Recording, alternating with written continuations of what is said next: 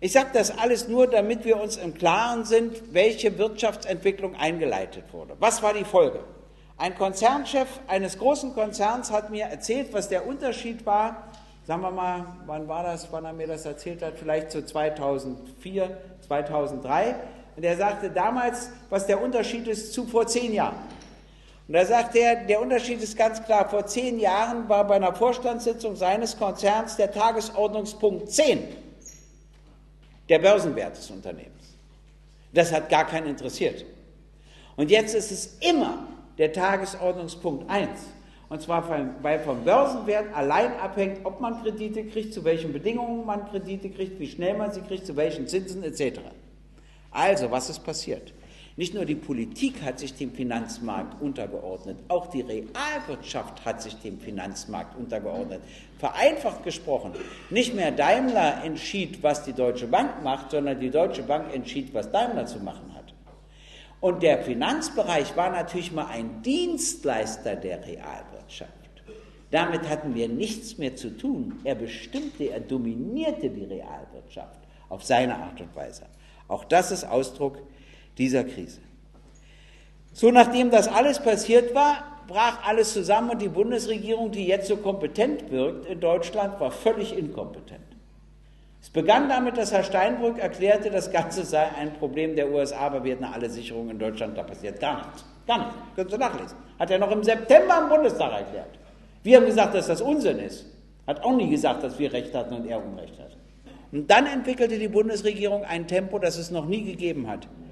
Innerhalb einer Woche, wirklich, das hat es noch nie gegeben, Antrag, Verabschiedung, Rechtskraft, haben Sie verabschiedet einen Schutzschirm für Banken in Höhe von 480 Milliarden Euro. Ich bitte Sie, wenn ich im Bundestag 1 Million für einen nützlichen Zweck beantragt habe, dann ist mir auf 8 Seiten erklärt worden, warum dafür kein Geld da ist. Und plötzlich können die innerhalb einer Woche 480 Milliarden Euro zur Verfügung stellen, als ob das nichts wäre. Ich habe Ihnen gesagt, bei allen Debatten im Bundestag, ein Argument ist ab jetzt unzulässig. Erstens, dass das Ganze Zeit braucht und zweitens, dass kein Geld da ist. Das ist das Einzige, was man nicht mehr verwenden darf als Argument, finde ich.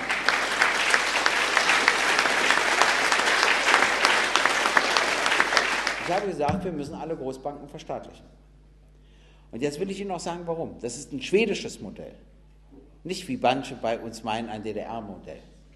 Wobei übrigens die DDR wirtschaftlich an der Industrie, nicht an den Banken gescheitert ist. Aber mal ganz abgesehen von alledem, das ist gar nicht wichtig. Das ist deshalb ein schwedisches Modell, weil in einer Krise Schweden genau den Weg gegangen ist. Die haben alle Großbanken verstaatlicht. Zum Teil sind sie heute noch staatlich, zum Teil haben sie später reprivatisiert, aber nur dann, wenn alles, was an Steuergeldern reingeflossen war, mit den üblichen Zinsen wieder zurückgeflossen war. Und warum das einen Sinn macht, kann ich Ihnen auch erklären. Die privaten Banken untereinander misstrauen sich. Die gewähren sich gar keine Kredite. Das ist ja das Problem. Deshalb kommt ja die Finanzwelt nicht wieder in Schwung. Und wenn Sie sich einen Kredit gewähren, dann mit einem sogenannten Risikoaufschlag, weil Sie sagen, ich weiß ja gar nicht, ob du in 6 Monaten nicht pleite bist. Und damit sich das noch einigermaßen rechnet, muss ich einen Risikoaufschlag machen. Der Risikoaufschlag macht das Darlehen so teuer, dass die Banken ausfallen, wenn sie der Realwirtschaft und erst recht, wenn sie Bürgerinnen und Bürgern Kredite geben sollen. Und wenn sie dann unbedingt reprivatisieren wollen, worauf ich auch verzichten kann, aber wenn sie dann unbedingt reprivatisieren wollen, dann eben frühestens zu dem Zeitpunkt, zu dem sämtliche Steuermittel einschließlich der üblichen Zinsen wieder zurückgeflossen sind. Und sie gehen einen gänzlich anderen Weg.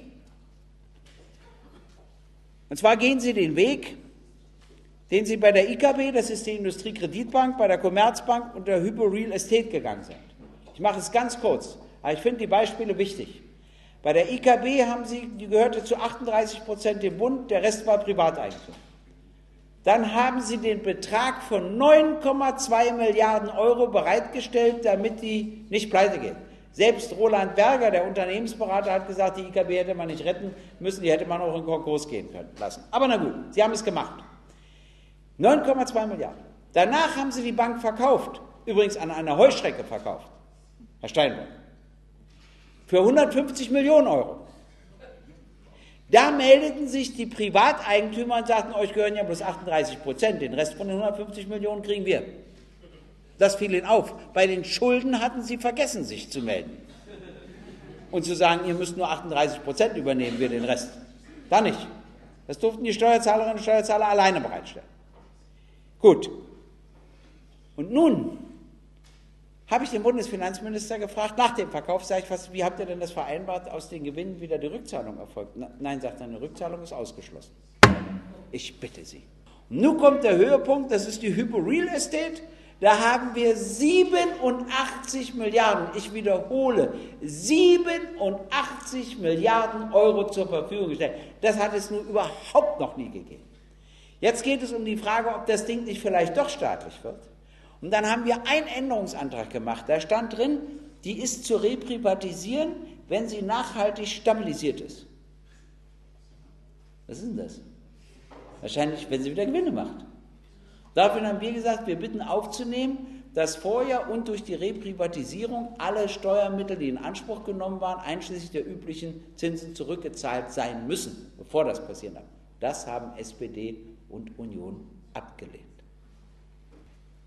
Der Neoliberalismus war auch dadurch gekennzeichnet, dass es ein Weg der Deregulierung war, habe ich gerade beschrieben, auf dem Arbeitsmarkt ganz besonders.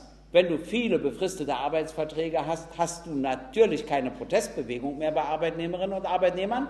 Wenn ich zu einem Arbeitnehmer sage, dessen Vertrag Ende Juni ausläuft, komm, wir machen mal eine ordentliche Kundgebung vor deinem Unternehmen, sagt der, du tickst ja wohl nicht mehr richtig. Wenn mich der Personalchef sieht, kriege ich ja keinen neuen Vertrag mehr. Ist doch ganz logisch, was da passiert. Das ist alles so organisiert worden.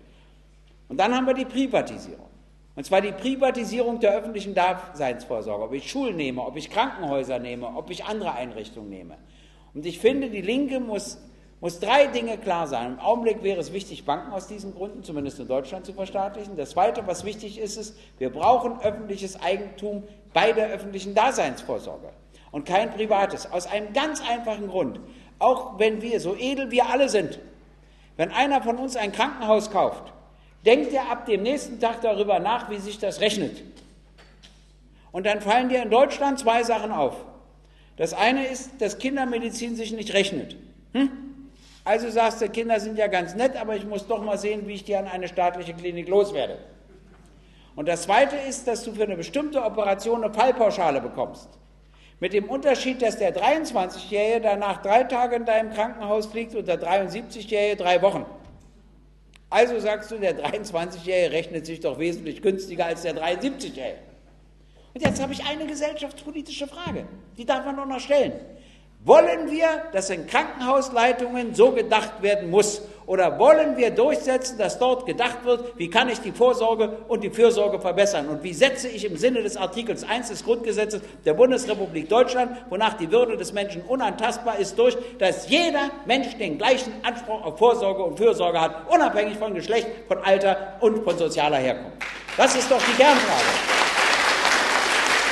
Im Kern gibt es einen Unterschied bei der Lösung all dieser Fragen zwischen der Linken und allen anderen. Der Unterschied ist, dass alle anderen einen Weg suchen, es letztlich so zu belassen, wie es jetzt ist.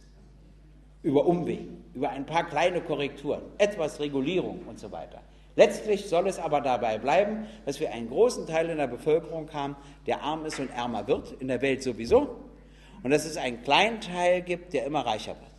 Und die Einzigen, die den Mut haben, sich gegen die Interessen der Mächtigen, und die Mächtigen sind die mit Geld, zu stellen, das ist die Linke, indem sie sagt, nein, wir wollen das stoppen und umkehren. Wir wollen die Welt gerechter machen. Und ich habe es am Anfang gesagt, ich habe gehört, Juncker ist sozial, der wird noch sozialer, wenn ihr verstärkt im Parlament sitzt. Mit anderen Worten, die fürchten uns doch etwas. Und die Bevölkerung muss lernen, diese Furcht auszunutzen.